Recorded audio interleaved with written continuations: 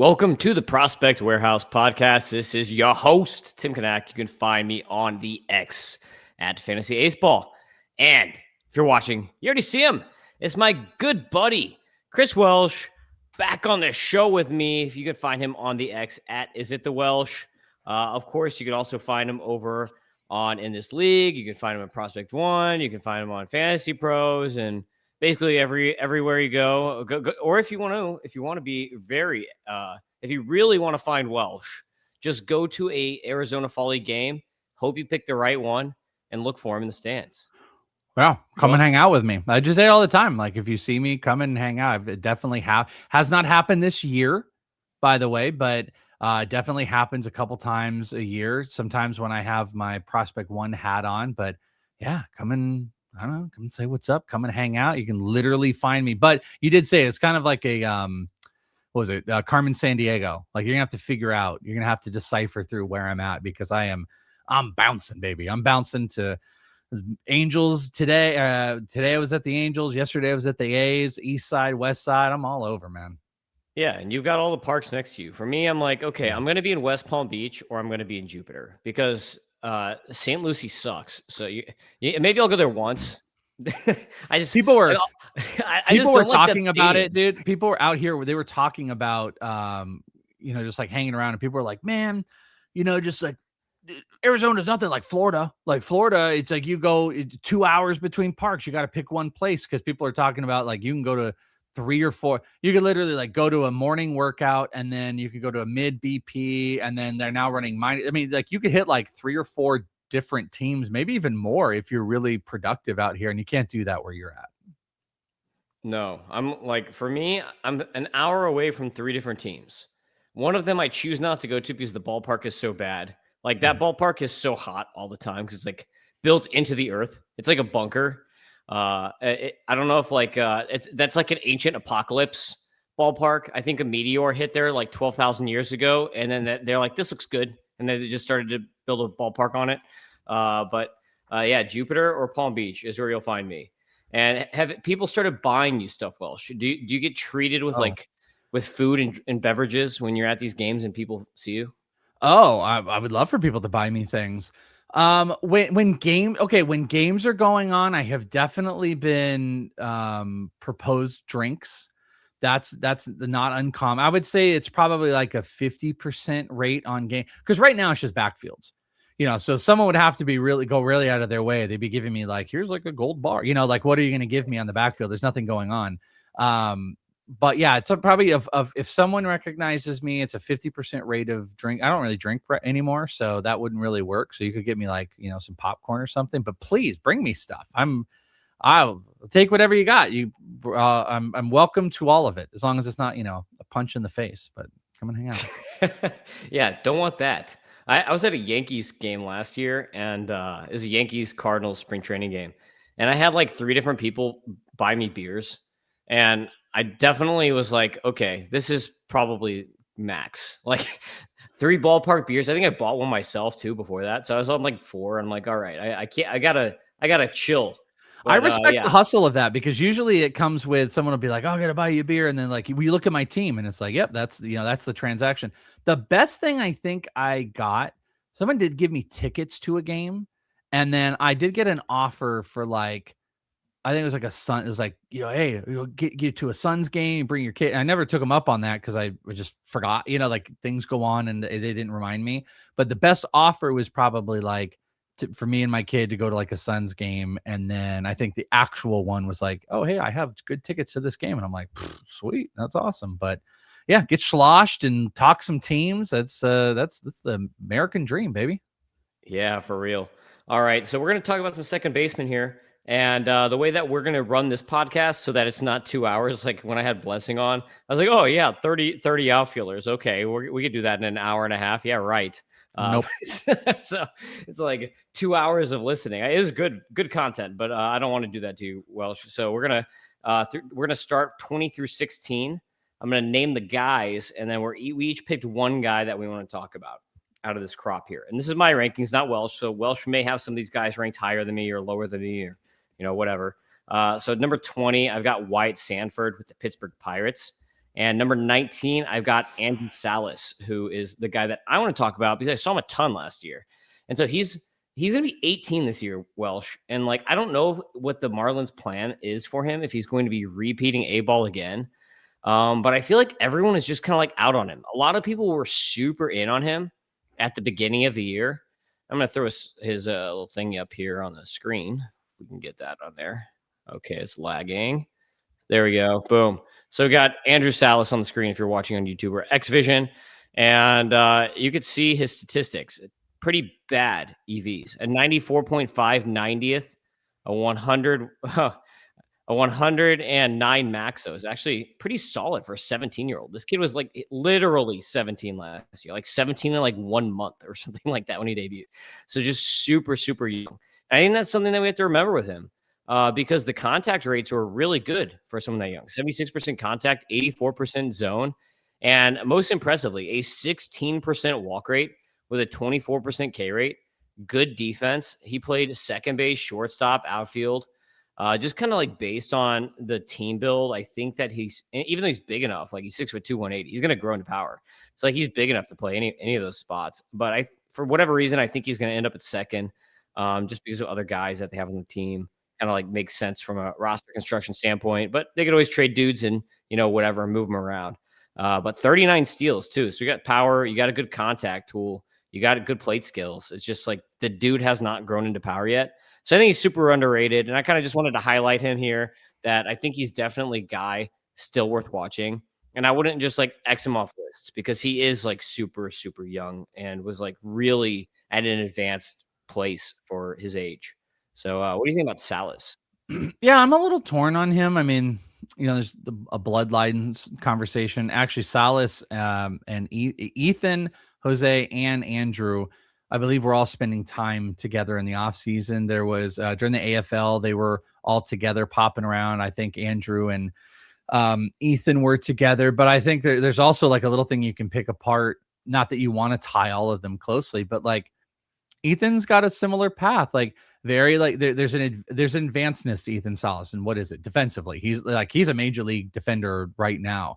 My buddy Troy Collins, there's a very funny video that's out there. I don't know if you've seen it, if you have Instagram. We were there together and they were running these catching drills where they had the guys doing like somersaults and cartwheels and stuff like that. And it was just very funny to see. And Salas has got picked up. Like he was showing me like Bleacher Report wants all the stuff because it's something about him. But Salas is Ethan Salas is a high-end defensive player. He's always been. He's got some advanced skills, but those other skill sets have never quite grown over time.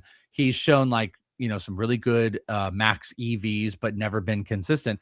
And the reason I'm saying all of this is like, that's kind of Andrew, like Andrew Salas doesn't really show the ability to get the ball in the air. He has not shown consistency on his hitting. He doesn't have a really big power output. Now, am I out on him? Nah, he's a 17-year-old kid. It's from, in a very, very advanced family. These guys are working together. I think there's a reason, this team, like the reason he got the deal that he got is similar to Salas and like how advanced he is. But do I have my concerns? Like I do. I'm not sure if he's going to steal at this rate. Complex level stolen bases. I don't want to be dismissive of it because that's silly, but like it's not hard to be 99% successful and you have guys running like crazy. So I want to see what the stolen bases look like at the next level when there's a lot better catching going on. And as far as that goes, I don't like the strikeouts as much as he can walk. And he showed, an over 120 point boost from his batting average to OBP. I don't like to see 110 strikeouts in 371 at bats. Like that has me concerned. That's already attached to like some questionable consistency and some questionable ability to get the ball in the air. So like, I think he's worth highlighting. And I think in super deep leagues, like he's a player that you should be paying attention to because he's 17 years old and he got some advanced assignments, just like his brother. This is a critical year. Like I did an episode on my show Prospect One where it was like make or break years.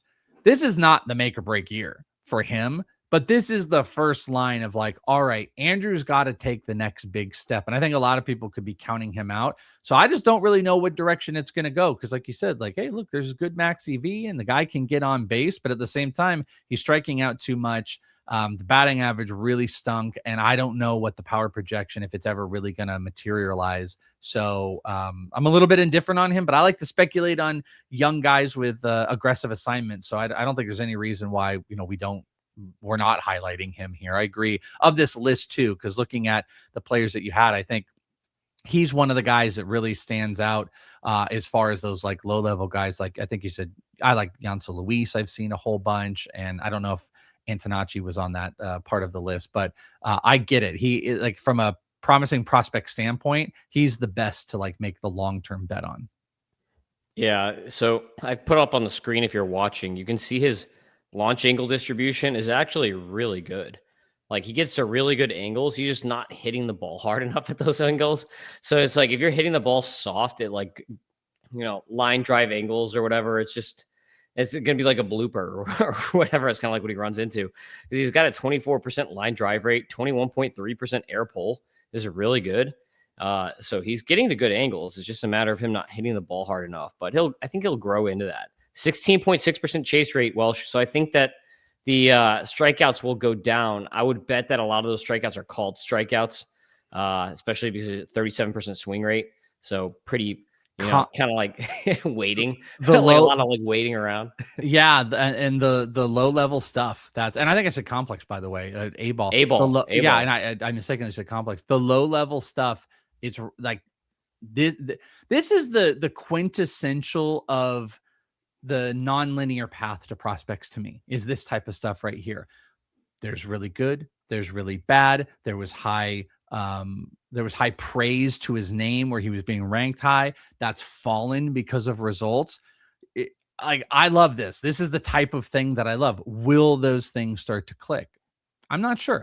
I don't have like strong feelings on Andrew Salas that it's going to go in that big major positive direction. But there are definitely some outliers on him. Yeah, for sure. Number 18 is Hansel Luis, like you mentioned. Diamondbacks. 17 is Sam Antonacci. And then I've got Antonacci right next to Adam Zuski. So like very kind of similar names. So got 16 Josh Adamczewski here. And that's the guy that you wanted to talk about. So why don't you hit us on Adam Zuski here, who I believe you probably saw a decent amount because he was in Fall League. That's on. Well, the three of the guys you just listed, Luis was in the Fall League, Antonacci was in the Fall League, and Adam, you call him Adam Zuski?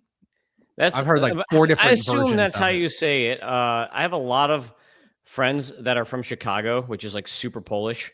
Yeah. And that's obviously like a super Polish name. So I'm kind of just guessing based on my. No, it's a good. I think that's Chicago. The AFL has this really bad trend where like you get the announcer and they give him like three different versions of the name. And I just would look and I would be like, it's Josh A. But super, super fascinating dude, because it was supposed to be a powerhouse team. And I'm making this a little bit about the AFL for a second. It was supposed to be a powerhouse team with Sebastian Walcott and Aiden Miller. And Aiden Miller bowed out. Sebastian Walcott got hurt on the first day. Shocker, he's out again. And Josh ended up getting this opportunity to shine. But ironically, it wasn't in the infield. It was in the outfield, is where he ended up playing a decent amount of his time. But like, he's kind of a fire plug dude. Like, he listed him 6 foot 190. I wouldn't argue if you said 5'11", close to 200, kind of built up, really good bat speed. Regular season, he hit 5 homers, 7 stolen bases, 320 with a 420 OBP. You love to see that. Strikeout numbers, nothing concerning. The dude walked 77 times in 115 games, and he continued that out in the AFL with that tremendous bat speed. There was a run where it looked like he was going to start vying for like an MVP award out here. And what I think is most impressive about that, and you've got this on camera, you've got some of the AFL stuff on here, is this at the end of the year. This is at a time where a lot of these guys were starting to wear out, and he wasn't. He was showing off some really, really impressive power numbers. You can see in that video right there, pretty strong build, and he's already showed like multi-position flexibility. And he was playing with like Luke Adams, Marco Dinges for a little bit, and he was the star of that. I mean, honestly, he was probably one of the top 2 or 3 best players on that surprise team. And I think it came from some of the intangibles. Like the numbers are there, but great bat speed. I think the guy is going to barrel. He does a really good job of getting the ball in the air. And I think he's kind of a complete player. So he's one of those guys that I do think there's a possibility he could go either direction. Maybe he becomes, and this is cheap comps, but like he could become like a Sal Frelick type of guy. But I also don't think it's out of pocket that if he puts up like higher launch angles, I think he's going to hit the ball pretty hard and he pulls it. Can he hit 15 to 20 homers? Is he going to steal 20 plus bases? Absolutely. I think he can be like a top end of the order guy. And you can see some of that bat speed on play in the video there. So very, very impressive. I mean, Antonacci is another guy that was really impressive out here. But as far as this list goes, he's a player that completely jumps out to me. And since even though what we're talking about positionally, like he might be a full-time outfielder last year, like the Brewers were looking for what do they have as far as flexibility goes in him. And, they just had a lot of those guys. They Ortiz, Caleb Durbin, who they traded, like they're looking for guys that they can get out on the field of flexibility. He's going to move through the system pretty quick. So I'm very impressed with him. Yeah. One thing I really like about him is that the splits are pretty good. He hit 324 against righties and he's a lefty, and he still hit 304 against lefties. So there's like so many lefty on lefty splits issues in the minors that like most people don't necessarily look at. You have to like kind of look hard to find the splits from minor leagues. But he doesn't have that issue. So pretty interesting. And it'll be nice to get some good exit velocity data from him when that stuff comes out. So, yeah. Oh man. You know what? I think there was, let me see. Well, I probably won't be able to do this in any quick amount of time, but I don't know if Prospect Savant had an AFL leaderboard, and I don't think I'm going to be able to pull it in time. But if I recall, I want to say he put up, I don't want to talk out my ass here, but I want to say he put up a 113. Okay, wait, hold on. I've got it here. Let me see if I can. Why can't I do 113 would be pretty sick. I might move him up a spot or two if he did. If I know he does that.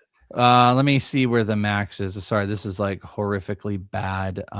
Okay, no. So it was 109.6 was his max EV out here, but 91.8 average exit velocity. And again, shout out to my boy over at I did an interview with Prospect Savant.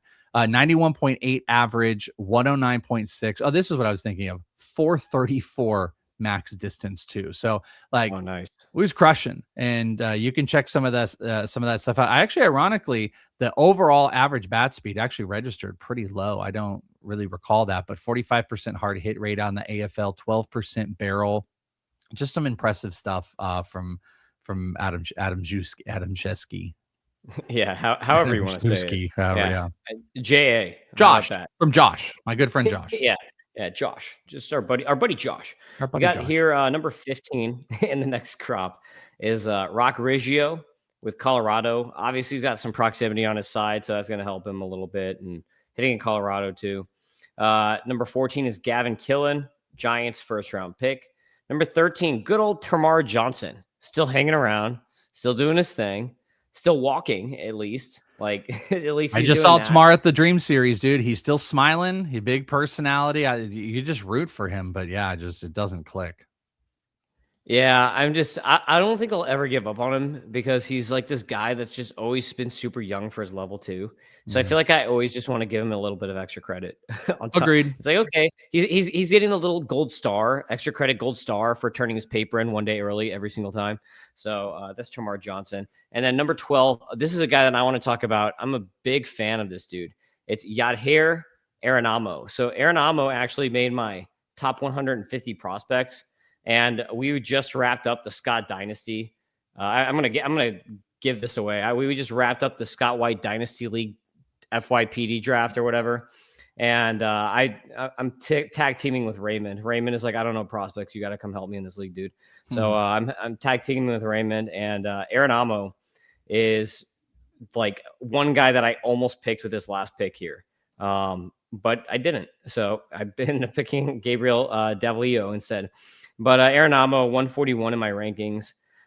Dude, I really like this dude. He had a 50. I gave him a 55 on the hit, 45 out of 55 on the plate approach, 40 out of 50 on the power, 50 out of 50 speed. And like I comped him on my comp to Justin Turner But really, as like a prospect, he kind of reminds me a little bit of like a Michael Arroyo, where he just like does a little bit of everything. He's like above average at like more or less everything. I'm gonna throw his fScores and all that stuff up here in a second as I'm talking about him. But I like him a lot. And the one thing that does concern me, I guess, is that it's the Rays. So it's like, okay, the Rays are always doing the platoony type stuff. But this dude, 5'8", 160, so smaller build, right? But you see the fScores: 103 power, 107 hit, 110 discipline, 106 speed.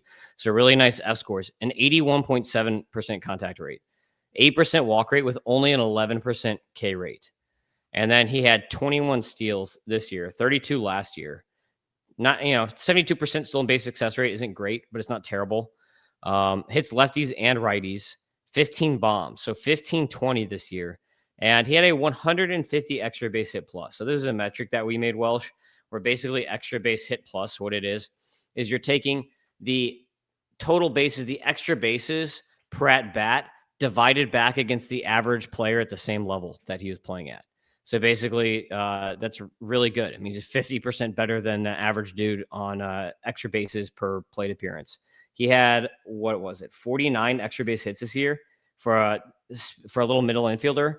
So the dude can get a lot of extra base hits too. So super interesting player here, and Yadher Arenamo. Yeah, I saw him when he was a Brewer. He's really toned down. He had some craziness in his swing. And I remember having conversations with people because there's a lot of stuff, a lot of business going on. And I think there's been a lot of work at quieting down some of that because, sometimes, the whole mechanics of getting into the load, it's whatever, as long as they get there and they show off the bat speed and stuff like that. And he's kind of quieting down. Yeah, I'm a little torn on him. He's one of those guys because like I have some of my old like preconceived thoughts on him of size. There's like a super util field to it, but he just absolutely like balled out in the Venezuelan Winter League. Hit 364, 13 homers, another like really low strikeout rate. Like that's what he does. I have some, this is going to feel weird, because I don't really fully believe on like the stolen bases and stuff like that, but just follow me here. I kind of feel like he might end up being like a Yandy Diaz type. And I'm not saying like he's going to be a big bulky first baseman, but I'm saying like a guy that at the end of the day hits for high average. He could work in the middle of and Rays. I actually didn't even put that as I said that it's like another Rays guy. They might see some similarities in that he's not a guy that's going to pull out. He's not going to be Junior Caminero and pull off all the big crazy homers, but he's a guy that's going to like tap in, be a doubles hitter, lots of batting average. Like he's on a rocket ship right now from like a value perspective, from what he did in the Venezuelan league. I think when you have like what you're doing and you're doing like a break, he's a guy that stands out because you're looking at, okay, here's power. You're looking at extra bases. You're looking at low strikeout rates. Like those are things that pop. Is it going to stick at the higher levels? I think there's some questions like just overall in the approach, especially when he gets hit with like really intense velocity at higher levels and stuff like that, but he doesn't strike out. So I think there's a lot. I think he's a major leaguer. I think this is a guy that's going to be a major leaguer. Is he going to be a starter, or is he going to be like a really good util player? I think that those are some of the questions, but he's a great guy to bet on right now because he is showing great progression. Like you're seeing the progression of the hit tool, the power. I mean, specifically the power as of recent. I mean, dude hit 13 homers in the Venezuelan league after putting up like a really phenomenal season. We might be on the cusp of, who cares what I just said? He's going to end up tapping in 20 plus. So if you get 20 plus homers with a sub 15% K percentage, get the hell out of here. But there's always something in me that's like staring at that, all the crazy mechanics and the stuff he's working through, but really super interesting guy. Yeah, he held his own at AA with Tampa, 83% contact rate in AA, 4 bombs and 6 steals in 37 games there. Yeah, look at that. I love those mechanics. See, I want him to make the major leagues. You love those mechanics, or you love them? This is why, because this is a fun swing to mimic. This is like a batting stance guy classic if he makes the major leagues. Totally. I want him to make it just based on that. But also, like that was really interesting that one that you just had there, and that's something I think like what is that going to be in his game? It was 2 at bats ago where he had that super low chase. Like he's not like he's a guy that is great plate presence, but like, is he gonna push a pitcher to get to his pitch? You know what I'm saying? Like, is he gonna get the optimized pitch for him to be able to pull the ball and make big contact? Or is he just such a demon out there that he's going to find ways to push it to right field? He's going to hit it up the middle. Like, he's going to make contact because that's what he does really well. Like those are all like the little questions, but that's just getting into like, sometimes it gets into the semantics of it. If you just want to look at like underlying numbers, he has so much going for him. He did steal 20 bases, this past year, even if like I don't fully buy into it, or the success rate when it gets a little bit later. I'm not sure the Rays are going to push him to, we want you to be a 30 stolen base guy. If anything, I think that's going to go by the wayside, and they're going to want to focus on like high contact, get the guys on base. I don't know if he'll be a splits guy either, but he's a trippy dude. He's a really trippy guy. I think I just did this episode in a redraft baseball perspective, talking about variance and like gaps. Like, here's a guy, he's got a high of 29, and then he's got a low of ranking 29 and a low of 140. Holy crap. This guy has a high and low variance of over 100 spots. Like, this is a high variance guy to me. Like, I could see, I don't know if you said you have him at top 100. I could see people having him in the range of the top 100. I could see people having him outside the top 300. I think there's a lot of variance with him. Yep, I've got him at 141, so he made my top 150, not quite the top 100, but yeah, he's a fun player. Like, the extra base hits. Once I saw those extra base hits, I was like, man, middle infielders don't hit that many extra base hits. It's kind of crazy. And he almost has like a reverse split thing going on too. You brought up the splits, righty on righty. He had a 301, 396, 456 slash. So he's actually better with an 81% contact. So he's actually better against righties. Kind of interesting. Okay, so you have Tommy Troy. This is number 11 here. So what do you think about good old Tommy Troy kind of making a comeback? Like, he had a bad year in 2024. 2025 was like what you call the rebound season.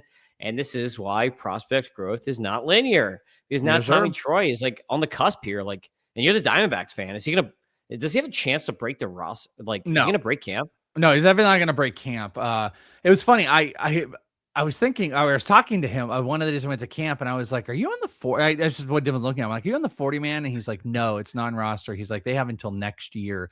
And it was kind of and it's just a totally nonchalant question, but it was one of those things where it was like, he was hyper aware of his space and where things are right now. He was like, no, they have the option to go next year. Like, in that he knows where the progression is.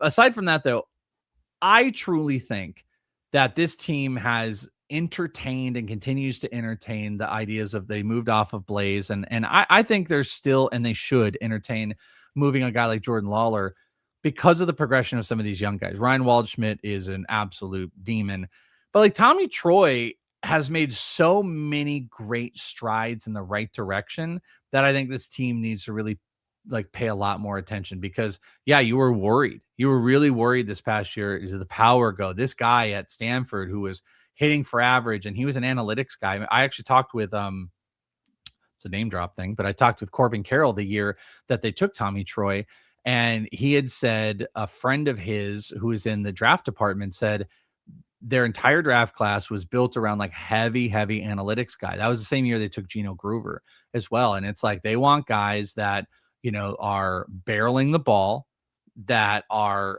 putting up good hard hit numbers. And that's what Tommy was. But Tommy went through like his really like weird adjustment period with the strikeouts and the power. Well, then guess what? And he was injured. He came to the Arizona Fall League, put his work in, popped up this next season, 15 homers, 24 stolen bases, 382 average. AAA Reno is like a really good environment. He hit even better than he did in Amarillo, but 280 plus at both levels. Showed off his power, still stole bases. I think he's got some defensive flexibility. Tommy Troy's going to get a look this year. Like, I don't know what it is. I also think, and this is a crazy one, but I think like the team had to also consider the whole Cattell stuff, because they knew they had the replacements in the middle infield. They had Lawler, and they specifically had Tommy Troy, and these guys are ready. So like, what are they going to do with Tommy? He has almost exclusively been in the middle infield. Can he be an outfielder? He's a pretty small guy. The Diamondbacks love their small guys. He's one of them, but he is bulky and built, and the dude can sling the ball, great bat speed, but I just don't know if he's an outfielder, so they're going to move him at third base. I think the position stuff is going to be tough. I will be locked in camp. I want to go to the Diamondbacks this week, hopefully, to try to see like where are they moving him around. But I think the big thing here is like cut the strikeouts down. He improved that on base. I mean, 451 slug, 833 OPS, 28 doubles across both levels. Like the power numbers look really good. And this is what he was built for. Like he was built to barrel, pull, in air, and go. And he provides some stolen bases as well. So I think Tommy Troy is on the cusp. And for everybody that's like a proximity drafter, that's why I think he's even got more value. You know, he is a little bit blocked from the Diamondback spot, but you know what? Just throw this out here. It might be 12 months from now we're doing this. I do not think it is out of pocket that we are talking about the Diamondbacks making a move with Ketel Marte back out into the outfield, where I think it would be beneficial, and then them trying to find a spot for a guy like Tommy Troy, because that's, you know, I mean, Juan Soto's moving for Carson Benj. I think Tommy Troy or Ketel can move back out into the outfield, and they could have an outfield of like, you know, Lourdes and Ketel and Corbin Carroll, and that would be great, and put Alec on the bench. So I think Tommy Troy is going to bully his way in. He's more locked in than ever, and I love the underlying stuff with him, and he really proved it this year. Yeah, you gotta love these highlight videos too, where every hit is a home run. So it makes Tommy Troy look like he's Pete Alonso, where it's just like bomb after bomb after bomb. But you gotta love that leg kick in his stance there, and he's pulling all these. I comped him in my rankings to like a light Michael Garcia.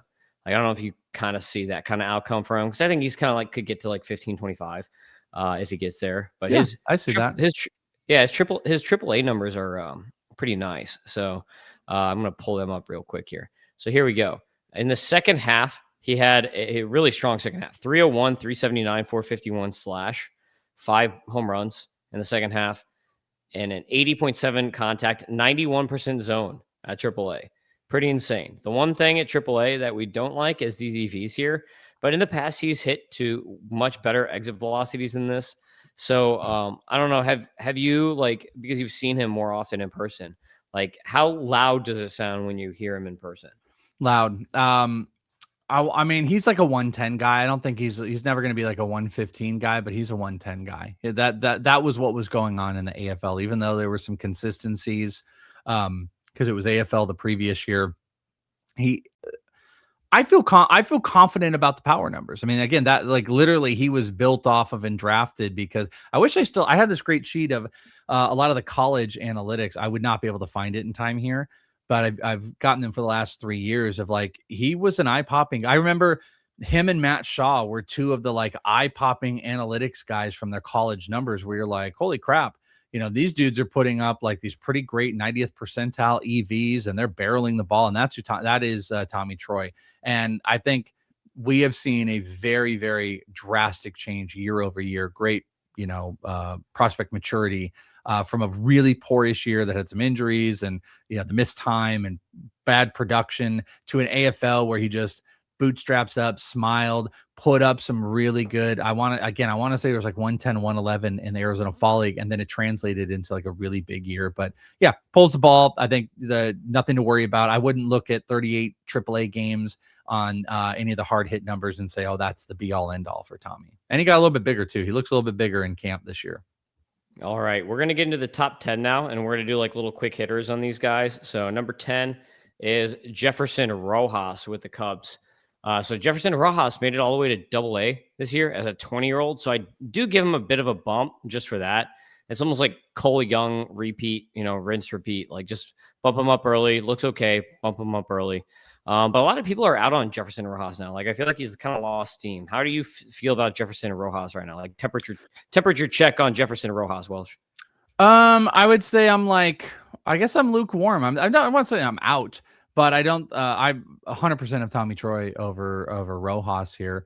I think from a numbers perspective, I think he's probably going to end up being like a 15-15 guy. I'm not sure I really am going to buy into like hyper, and maybe stolen bases go up a little bit, but I'm not sure I'm going to buy into like really aggressive counting stats numbers. I don't love that you had another batting average dip 2 straight years of hitting under 2. Batting average isn't the be all end all, but I want these guys to like progress through and make like consistent contact. And you get to AA and he really struggled at AA. He'll go back there and hopefully dominate. But yeah, I think I'm kind of like fringy on him. I don't know if there's a carrying tool that makes me like overtly excited. Plus, there's a team in a system that he is going to be massively blocked, you know, and I think his path and the path for growth is going to be with another organization, theoretically. If it's not, it's just going to be him blocked for a couple years. So I just don't. I think without like a overtly high carrying tool, I'm lukewarm on Rojas. Yeah, I've got he and Troy are actually back to back in my rankings. So I've got him at 114 and Troy at 115. And I feel like I gave him a bit of a bump just because of that age to level, which is, kind of why he got the bump there between the two. Number 9 in the rankings is Aaron Estrada. Aaron Estrada, to me, is a big time riser with the Orioles. I actually talk about the Scott White Dynasty League. I drafted him in the Scott White Dynasty League. Aaron Estrada, fScores love this kid. 101 power, 106 hit, 102 discipline, 123 speed. And he was 20 years old, just like Rojas. He was 20 years old playing at AA this year for the Orioles. And unlike Rojas, he actually was good at AA. He got better at AA. 303, 358, 505 slash at AA. ISO went up to 202. So maybe it's a better ballpark too. Minor leagues can be kind of weird with that. But the good thing about the fScores is all these are divided back against the players that they're playing against the levels that they're at. So it's all divided back against the level that they're at. So that's why fScores are sweet. But he had 10 home runs, 34 steals, 128 extra base hit plus. Doesn't strike out too much, 17% strikeout rate, and then a 77% contact. So I think he's a super interesting guy. Like definitely really small, but I think he's a super interesting guy. Aaron Estrada, kind of underrated. What do you think about Aaron Estrada? Yeah, I get Ryan Bliss vibes. I think like super util if he gets an opportunity to go. I think Ryan Bliss, kind of some similar numbers. If you look at it, there's some power potential with Bliss and big stolen bases. I also think from a size perspective, I mean, definitely a smaller guy, never going to build on any like I don't know if it's gonna be like big, impactful weight. Like Tommy Troy is like a 5'8", but like 210 brick. Like that's not Estrada, but tons of encouraging stuff. Like to me, this is like a guy that they want to push through a system. You get opportunities for. I don't know if he can ever hold down any gig. The stolen bases could really push him up. Could he be could the power maybe push aside and he ends up being like a Caballero type of guy, like super util and stolen bases. He gets on base. Like I do think there's a lot to like here, but I get like Ryan Bliss vibes. Ooh, I put a little bit of an Ozzy Albies, but Ozzy Albies is always a guy too who like has outperformed his underlying metrics like at every level. True. So maybe he can do that too. Small little guy. I think he quit switch hitting though sometime this year. Aaron Estrada. So just something to note for future reference. So get that note to Chris Getz. Yeah. Number 8. That's hilarious. Okay, now you got it. Yeah, that took you a second. You gave me a cheap ass laugh there of like you're being generous, and then it like 3 seconds in, then it clicked what I was doing. It clicked in. Yeah, number 8 is Arun Escobar. Arun Escobar at the Phillies. Arun, look, here we're going from Aaron to Arun. It's just like add 1 O in there, and there we go. So we got that did not happen on purpose because did you see my thing with before you get into breaking him down? Did you see my thing with Arun? No. Oh, you mean the star of was it Finfleet or Finleet? I don't get a lot of viral stuff, and I guess you could probably argue what is viral, but I would always assume like anything that's over like 1 million impressions, 1 million views is in that.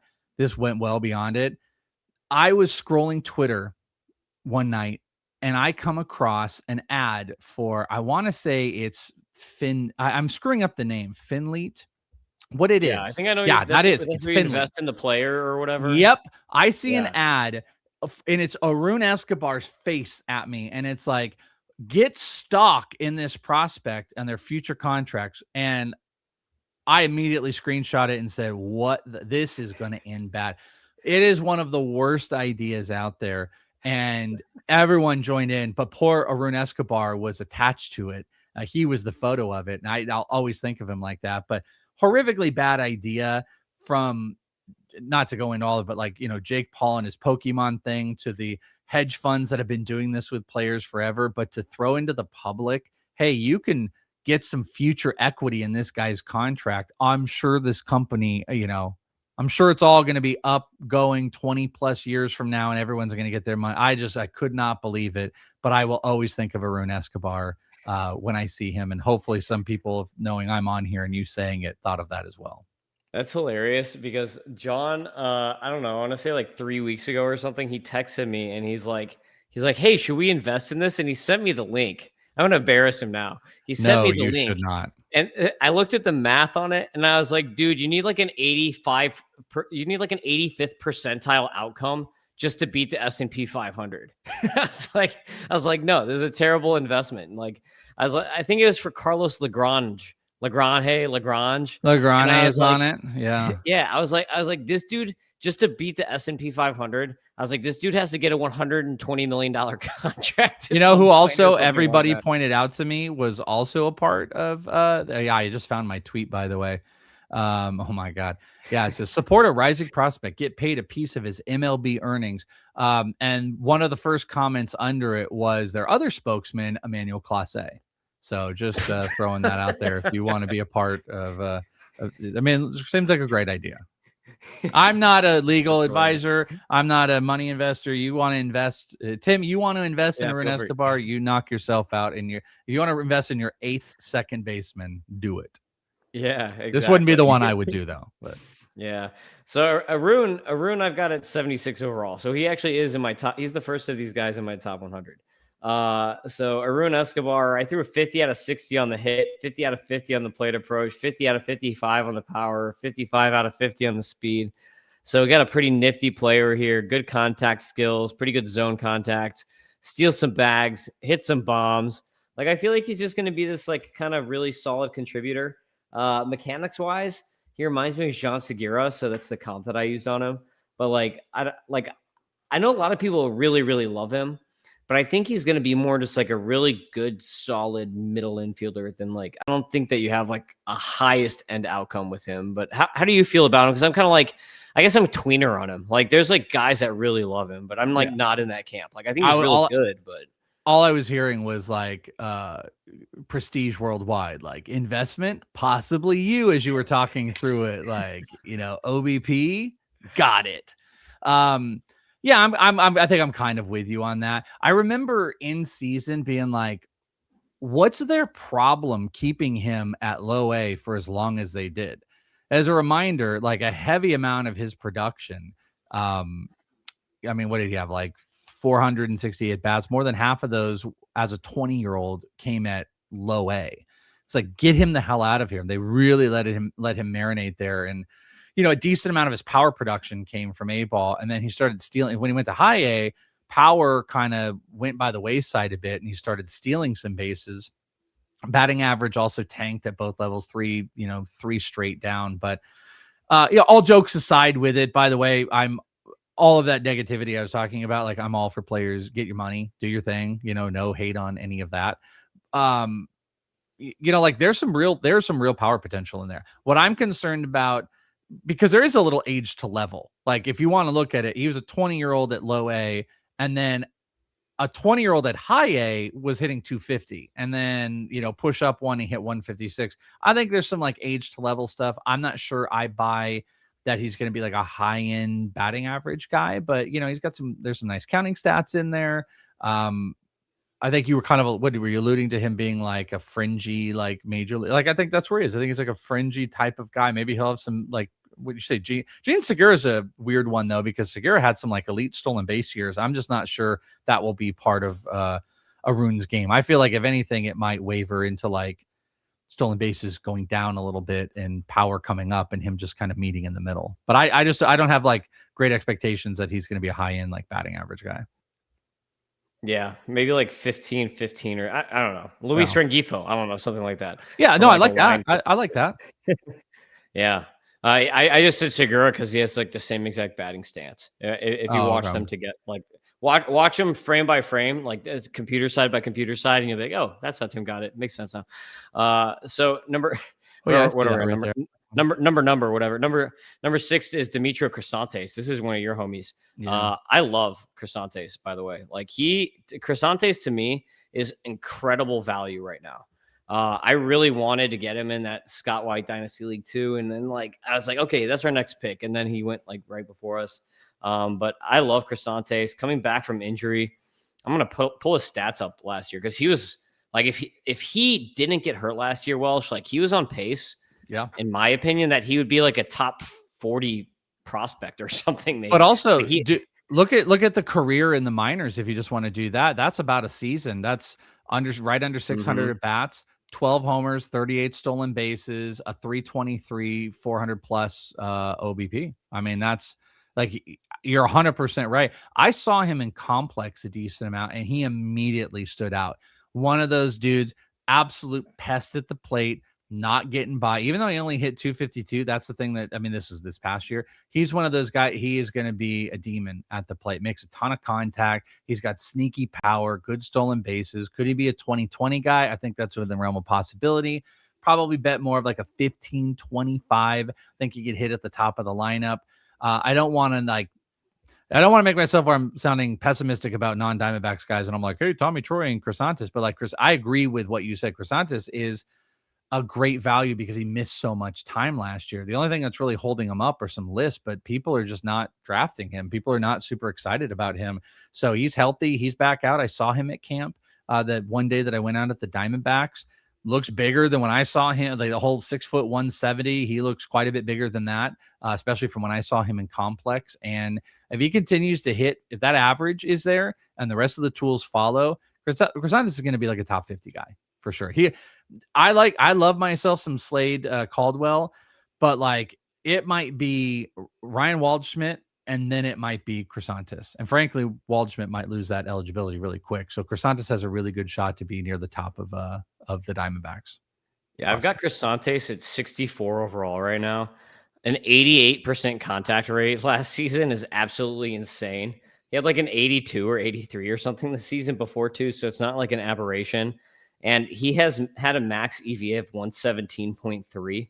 So like this guy also hits the ball really hard. And even though he's not like crazy on the base pass, like stealing all the time. Like you see 2024, 21% attempt rate is pretty solid. 17, 2025. It's like a little more than most people because the average stolen base attempt rate for anyone is 12%. So it's a little above average, but an 86% success rate too. So he's actually like really good at stealing when he does go. So yeah, I think like he could be a very solid, I don't know, maybe he only steals like 15 bags just because he's not super aggressive on the base pass, but he's really good at it. But maybe he could get to even 20, 25 homer power just because the exit velocities are hard enough once he gets the right angles factored in. So I'm really high on him. So he's my number 6 second baseman here. Number 5 is Michael Arroyo with the Mariners. Or actually, no, he's 6. Sorry. So wait, yeah. Crisantes is 7, Arroyo 6. Can't count. I did not put a column for numbers, so shame on me. Michael Arroyo, number 6, Seattle Mariners. Arroyo, like I feel like I've been the high guy on Arroyo for a while now. You definitely have, yeah. But now I'm kind of down. I'm like a little down on him. Like I almost feel like Cross has passed me on like the Arroyo love, and I'm kind of just like mid on him. Like I think I have him at like 50 or 51, and I feel like that's just where he deserves to be. Like I don't think he has the tools to carry him to like top 40 prospect status just because he's a really good player. He's above average at everything, but he's not elite at anything. So it's like he's just not going to ever be that, superstar type guy. He's just going to be a really good guy. Points, maybe like way better in points leagues just because he's like doesn't strike out. He walks, he gets hits. But yeah, I think he's just kind of like going to sit there until he graduates in that area for me in my rankings. How do you feel about that? I think he's like who he is, kind of who he is. But you said this guy earlier. If there's any player on here that I think could be the next Ozzy Albies, I think it's Arroyo. And I say that on both ends. Ozzy Albies had a bonkers season, but what else is Ozzy? Inconsistent. And he bounced. Like, I think Arroyo can be that. I think Arroyo could hit 280. I think he could hit 250. I think he could go 20, 30. I think he could go 15, 50. I think the realm of possibility is all in that. And kind of what you're getting a little bit of that prospect fatigue. And that does happen when you're like, hey, sky's the limit on this guy. He could be this. And then they're just kind of continuously what they are. And then that's that's usually the recipe for when you end up being like, okay, I'm just median on that guy. I've always kind of been, I think I've been middle on Arroyo. A lot to like. I've never been overtly in love. He definitely, the body has progressed in a great way. The power seems to be pretty consistent. It's averaging over the last 2 years. He's technically averaging 20 homers. The stolen bases kind of came down this past year, but I think he'd be like a 2010 guy. And I think there's a real possibility he could be a version of like an Ozzy Albies. So maybe, you hear that and you're like, oh, you should be really high on him. I got him inside my top 50, but I've had him inside my top. I've had him probably between 50 and 65 for like 2 years, so even though I'm talking a little bit more positively, I feel like I'm with you. I'm just like, yeah, he's fine. I don't think he's going to grow. And all of a sudden this year, he's going to be a 290 hitter and 30-30 type of season. I don't want to say it's not possible, but I just don't believe it. And also, if he's going to get to the majors, that's a kind of power suppressing environment as well. It's not a really good hitting environment. Not that you would want to ding a player like a ton like that, but he's like a 20 homer guy. He's probably a 20 stolen base guy. And if he hits for high average, I think that'll be a pleasant surprise if it's like above average. But I think Michael Roy is like a really good player. I just don't think he's like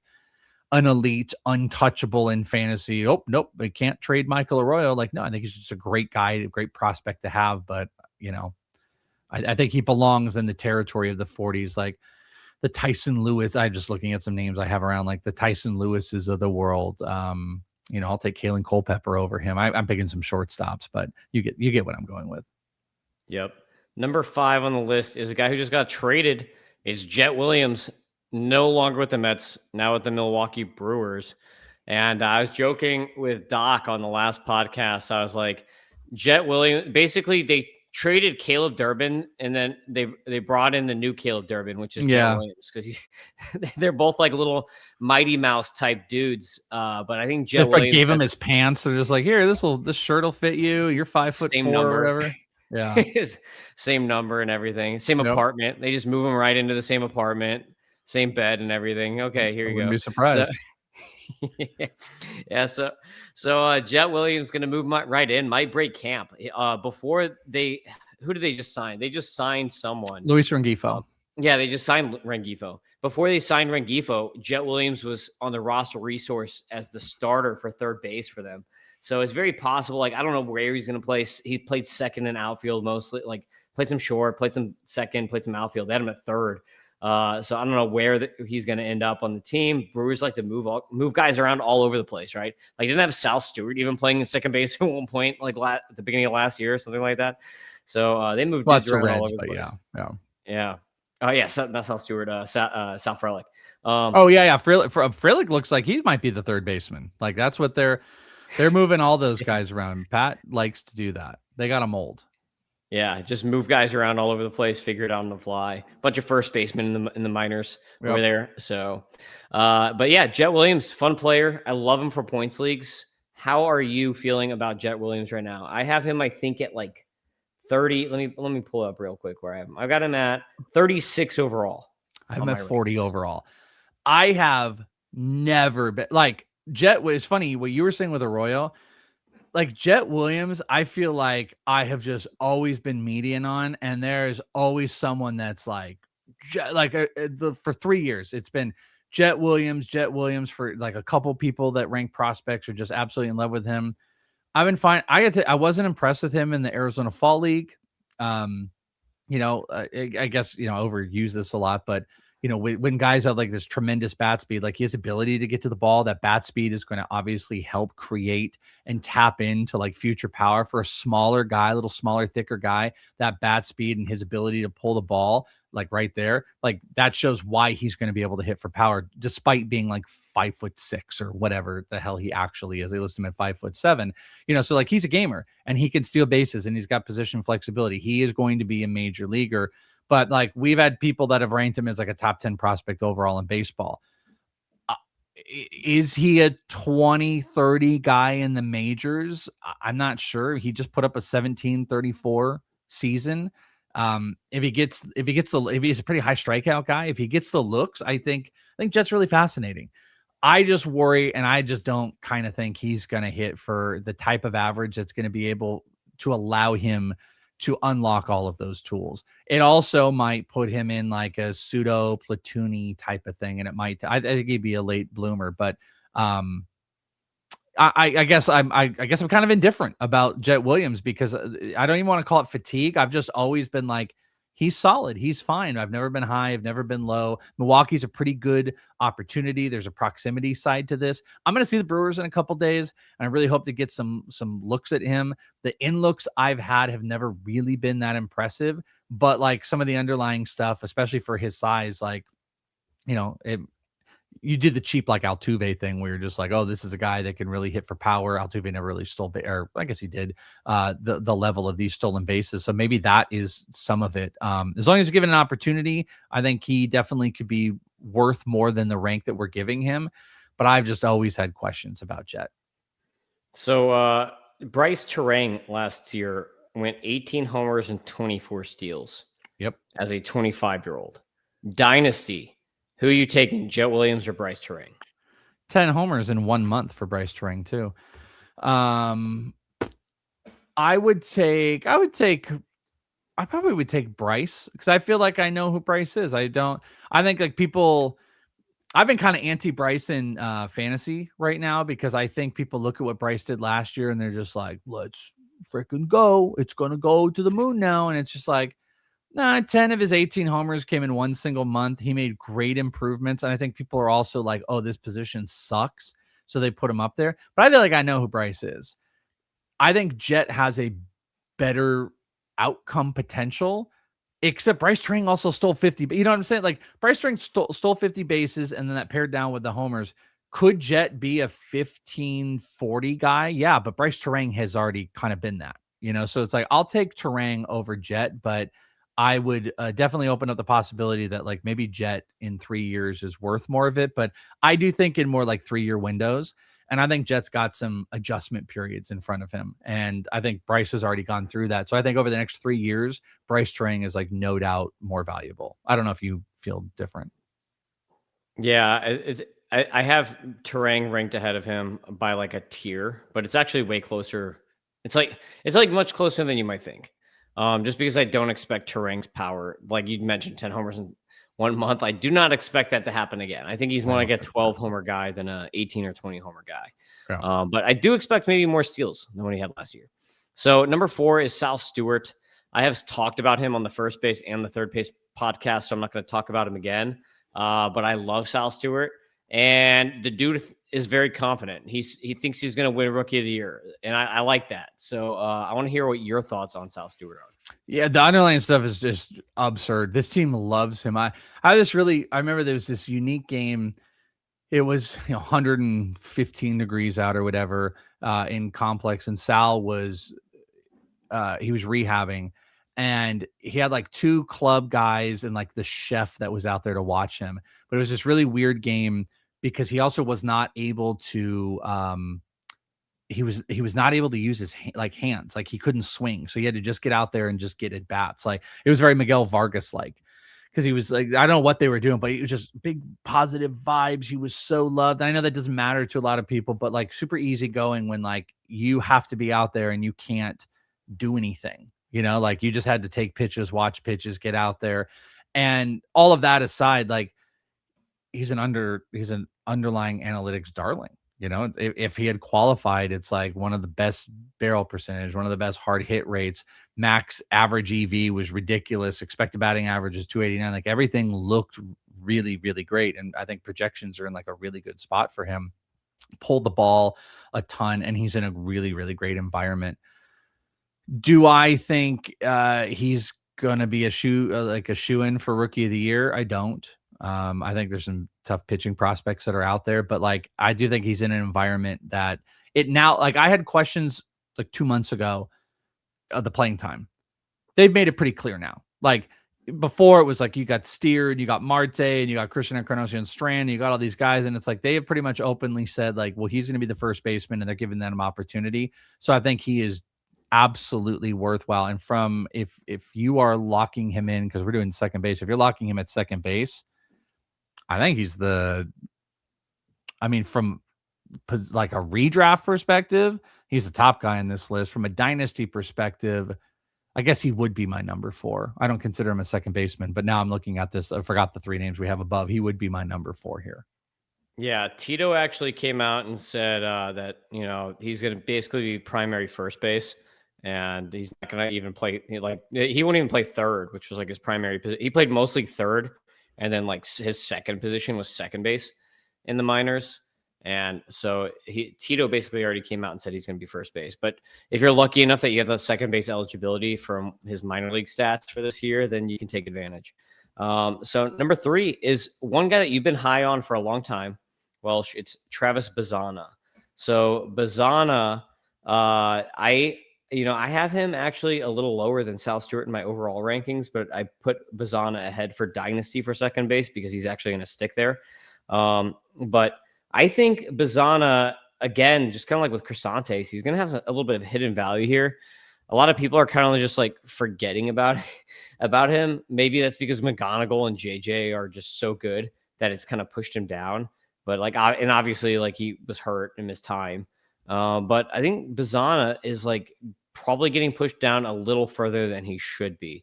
So expand a little bit on Bazzana and how you're feeling about him. I've got him at 25 overall. I don't know where you have him right now, but how are you feeling about Bazzana right now? Yeah, I mean, I'm always a defender of Bazzana, and I'm not gonna like let go until it's all done and he's like a couple years into the majors. Will I relent on that? I've got him like right around my top 15 still.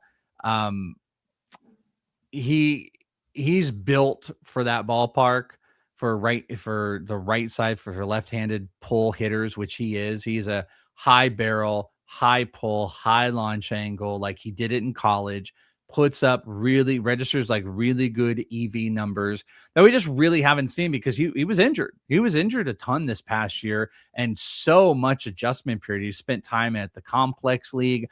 And like we got some AAA numbers from him. He had a 12% barrel, which was solid, not really great hard to hit numbers, but he wasn't chasing because he's like a really interesting guy.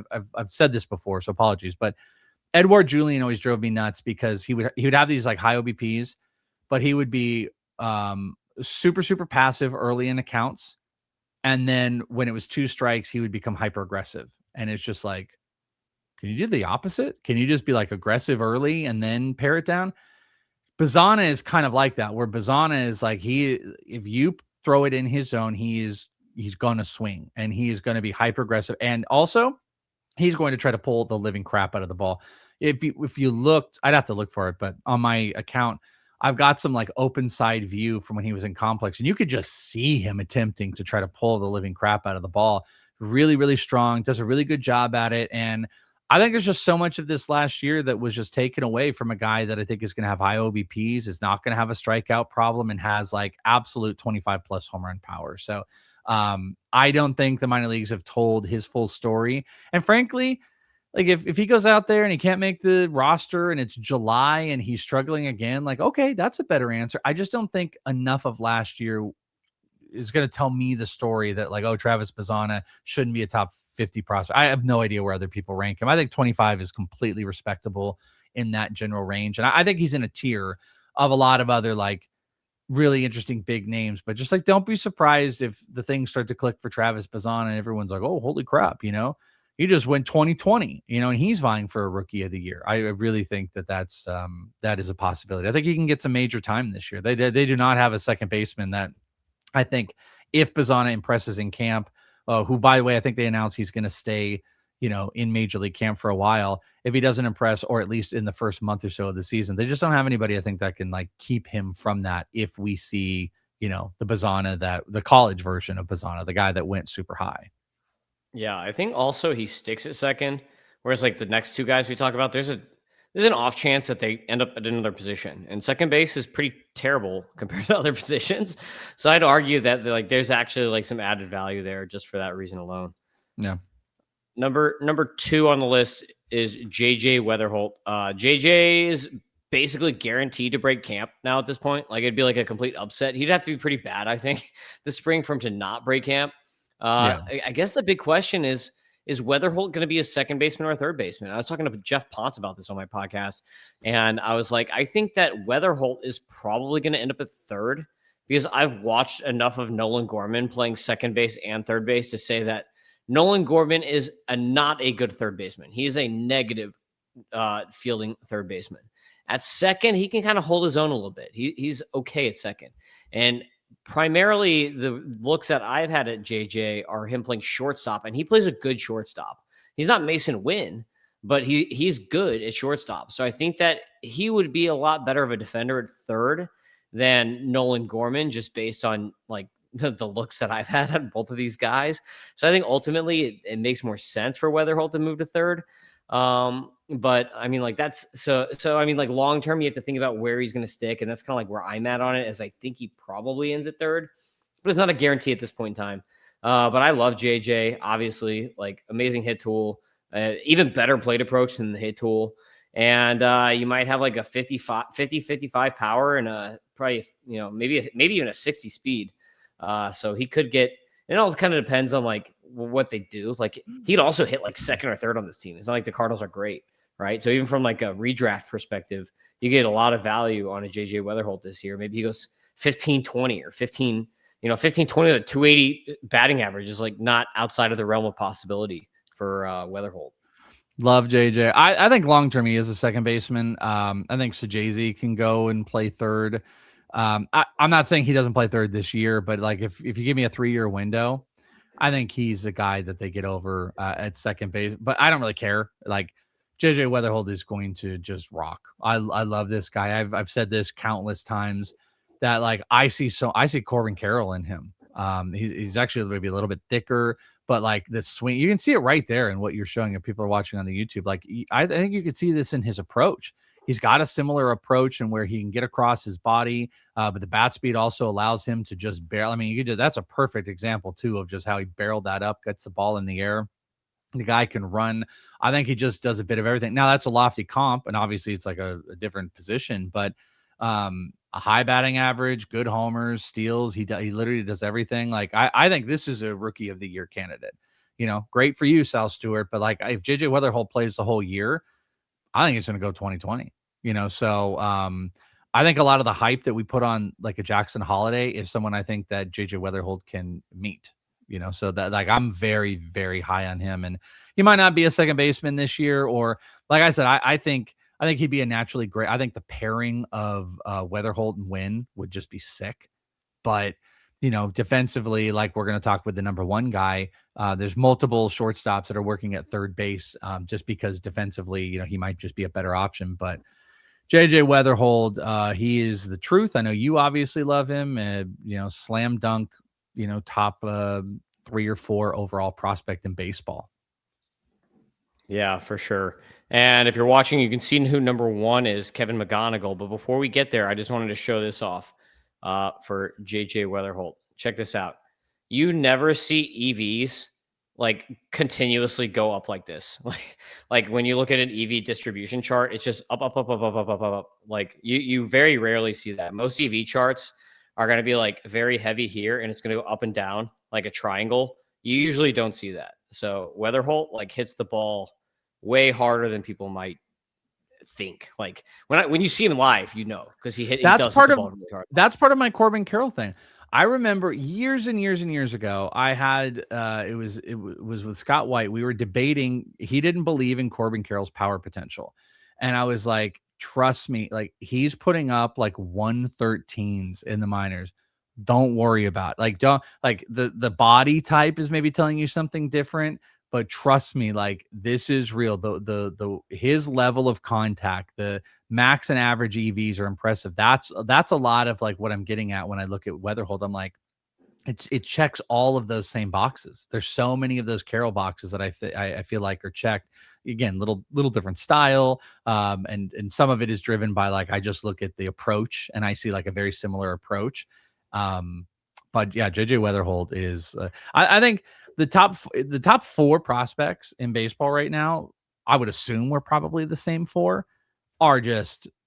It's as good as it's been in a long time. And I think we've had a couple years where we're like, is it this heavy and and it's just like there are 4 guys from maybe different levels, and you could obviously tier off like Connor Griffin's his own maybe universe, but like the top 4 guys should probably be the same for everybody in some capacity, and it's a really good spot to be in. And JJ belongs in it. So I think there could be maybe some that don't let JJ be in that top group, and they might be like, well, it's a big 3. I think it's a big 4 with Weatherholt.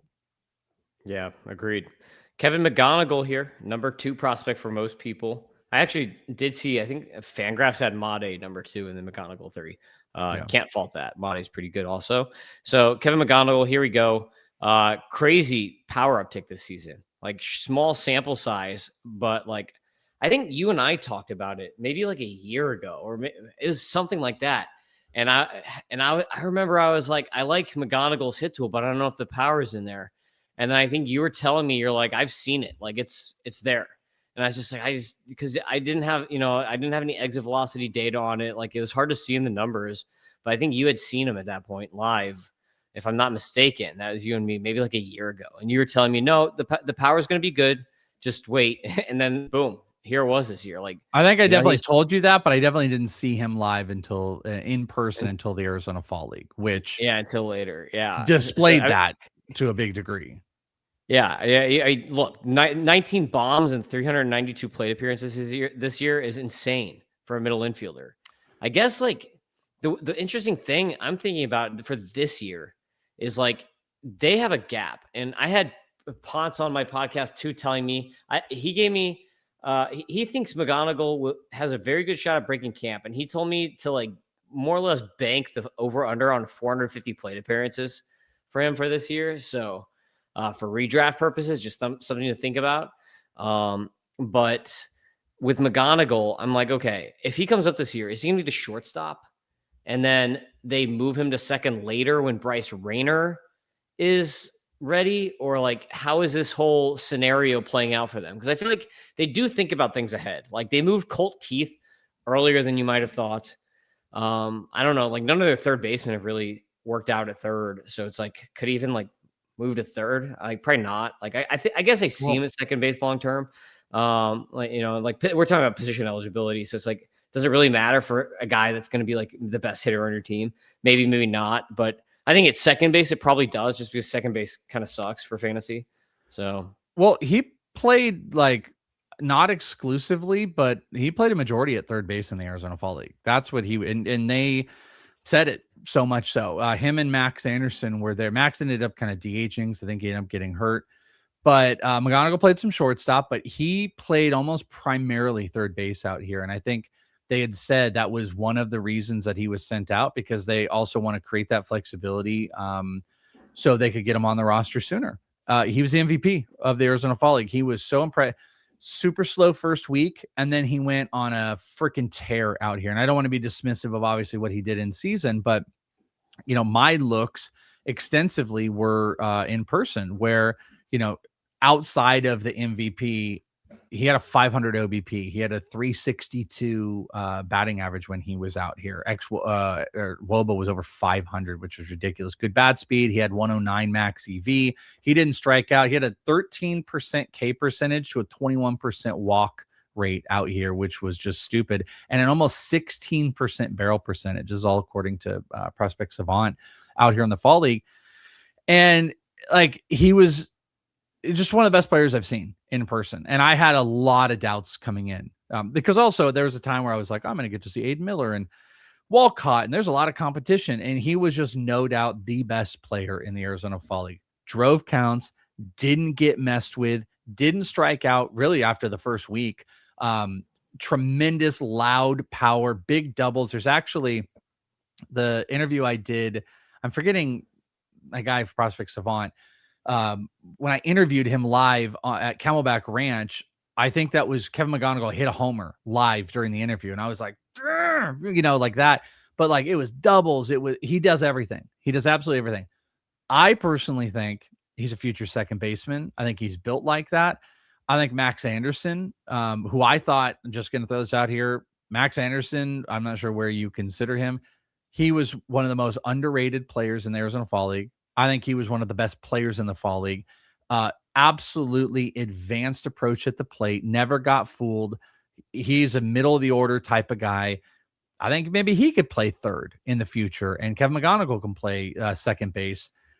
I'm not Rayner, I think, is a decent ways away, but yeah, McGonigal's he was absolutely elite. And I think the Arizona, and I kind of agree with what Jeff's saying. I think the idea of the Arizona Fall League was get this guy extra bats, get him some position flexibility, and how he answered that was becoming the most valuable player in the league. He was coached by one of his own coaches, Rene Rivera.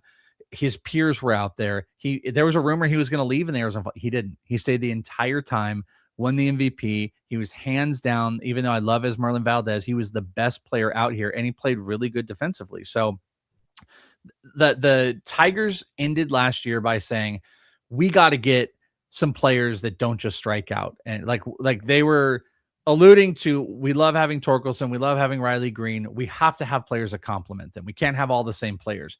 And then what do? They go put out high OBP, high batting average guys in the Arizona Fall League that are close to the majors in Max and Kevin McGonigal. And I think they're telling us that those guys are going to give an opportunity soon. And it will clearly be McGonigal because he can go out and play 3 infield positions. He has got a 25 plus home run bat. He can steal 25 plus and he can hit for average. Like, we get excited about the top guys, but like 5 tools, like McGonigal is true 5 tools. Now, I do think there's a potential maybe the power could dip a little bit. Maybe he makes way for it, but he's going to be fantasy relevant and he'll probably get some significant time this year, if not breaking camp. Yeah. Funny enough, that Kevin McGonigal and JJ Weatherholt are both top 3 in my second base dynasty rankings. So like, that's how, I guess, how starved the second base position has been for a while, and like how good this like upcoming crop of potential second base are. Now, like whether those guys stick there is a question, but I think both those guys and Bazana and Sal Stewart, we've got a fun little bunch here at the top of second base to make it a pretty interesting position, actually, for the first time in a while. Also, like, you know, there's, if we want a fan cast here, one of the Milwaukee guys is going to go to second, and that is probably Pena. So if you want to play that game in here too, because I think we're fan casting a little bit here by putting McGonigal at second and putting Weatherholt at second here. I would say you should fan cast Luis Pena here, because that's I think where he primarily has been playing versus Made. And if we put Luis Pena in here, you know, I have him over Bazana, you know, so that's my number 3. That would be my number 3 on these guys. So we're 10 deep. We're 10, like, I mean, I think we're 5 elite deep, maybe 6, but like we're 10 and I'm feeling fantastic. The second base has a lot of good potential in fantasy for the future, but that's also why almost every single one of these guys was a shortstop. And that's why I always trip out about it. Like when we do first year players, people are like, you comfortable just taking a bunch of shortstops? Yes. Because they move. Teams draft shortstop. They'll draft 5 of them if they have to, because they're the most athletic players that can move to third. They can move to second. They can go to center field. Like, bet on shortstop. Stop worrying about position eligibility when you're drafting prospect teams. You know, you're drafting prospects in your system. Well, don't you want to? No, I don't. I want the best players. I don't care if they're all the same position. They'll move around, and shortstop has potential to give us some elite second baseman in fantasy in the near future. Yeah, Luis Pena, I have at number 11 overall. And another one real quick, Caleb Bonham.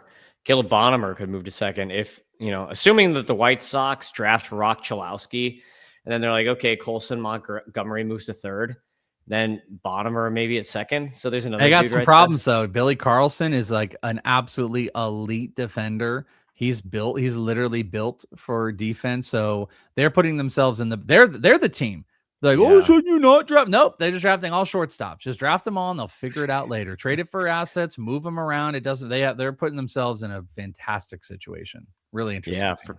Yeah, for sure. Okay, there's second base. Welsh, what else you got going on? You got anything else you want to pump real quick here before the end of the pod? Yeah, I mean, as you said before, I'm on Fantasy Pros. I got the Fantasy Pros podcast. Prospect One is my prospect show. In this league is my fantasy redraft show. We do baseball and football. So I got a ton of podcasts you can check out. Follow me on Twitter. Is it the Welsh? I'm out at camps every single day seeing prospects. Actually, we just did a baseball show and I gave notes on Murakami. I talked to one of the White Sox pitchers who had some really interesting things about Murakami. Speaking of second base, Christian Walker was working third base for the Angels and then got private instruction with Kurt Suzuki playing second. So I'm just trying to get all the camp stuff. And obviously I'm out here with a lot of prospects. So if you're into that stuff, you can also check out my Patreon, inthisleague.com. Just support what I do. I got my prospect 500 and my dynasty 400 if you want to check it out. But that's it, man. Yeah, make sure you subscribe. I can't imagine anyone not, listening to this is not subscribed or not following you, but definitely subscribe to your Patreon because Welsh is one of the best in the biz, and he does a lot of stuff that a lot of other people don't. Like, he's on the ground, like you're in the trenches, like you're like World War I in the trenches with this. Oh, I'm like, dude, I'm listening. I like sit there and I'll like stand next to coaches and just like listen to things that they're saying and talk. And I'm not recording them or anything like that. But I mean, I also get into the weeds because I get into like maybe things people aren't interested in. But I love the intangibles of prospects, and I'm definitely out there just finding every little nugget, recording. I literally have it on my phone, or I can't use my phone. It's my camera right now. But I was recording Suzuki talking and just watching Christian Walker do second base, and I'll do something with it. But I love it, dude. It's that I love this game, and I appreciate you thinking of me and having me on. Yeah, I got in trouble with Nolan Gorman from doing that. He caught me listening in on him last spring, and he gave me a look. And he was next to Alec Burleson, and they were talking with their iPad out, and I was like, oh, I want to see what that looks like over there, trying to kind of like. And you were like looking, you were leaning in. Yeah, I was like, I want to see what they're looking at. And like, he looked back at me and he like slammed the iPad shut. And like, Gorman hates you now. With Burley, they like looked at me and I'm like, look, man, I had a Cardinal shirt on. I was like, look, I'm a Cardinal. I'm not a spy. I'm not like a Cubs spy or something here. I've definitely had that happen. I one time was filming on the Padres and they were just like, what are you doing? I was like, oh, just filming the workout. Like they get weird. But I actually have a video. It's funny of the Angels when they're doing their workout, and the whoever, the instructor, whatever coach it was, the physical coach, they're talking, and then he's like, all right, guys, he's like, do this good. We're on camera, so it's like some guys have fun with us. Some guys are not about anything. And maybe don't lean into the iPad. Yeah. I know. I need like a wear disguise, or like get like one of those ear things, right? Like the ear horn. Is not sneaky? Probably not super sneaky anymore. Yeah. All right. So make sure you follow Welsh, subscribe to his Patreon, and subscribe to MLB Data Warehouse so you can get all the fScores live in season. And buy my prospect package if you need some draft help. I got draft cheat sheets. They're all heat mapped with fScores and all that great stuff. Prospect rankings, all that fun stuff. So only $29 for that. But thanks for listening. Thanks for watching. We will see you next time. Peace out, y'all.